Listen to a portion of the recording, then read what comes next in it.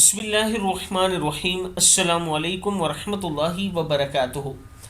عابد راجہ channel کی طرف سے آج میں اپنے دوستوں کو رسول اللہ صلی اللہ علیہ وآلہ وسلم کا ایک فرمان بتاؤں گا۔ آپ دوستوں نے اس پر ضرور عمل کرنا ہے۔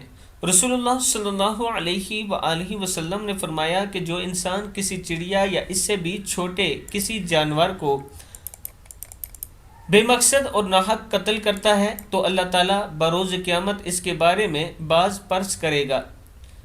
عرض کی گئی کہ یا رسول اللہ صلی اللہ علیہ وآلہ وسلم اس کا حق کیا ہے؟ فرمایا اس کا حق یہ ہے کہ اسے ذبح کر کے کھا لو، ایسا نہ کرو کہ اس کا سر کاٹ کر اس کو پھینک دو۔ یعنی اگر آپ کسی جانور کا شکار کرتے ہیں تو اسے پھینکا مت کریں، اسے ذبح کر کے کھایا کریں، نہیں تو شکار نہیں کرنا چاہیے۔ یہ رسول اللہ صلی اللہ علیہ وآلہ وسلم کا حکم ہے، اس پر ہمیں ضرور عمل کرنا چاہیے۔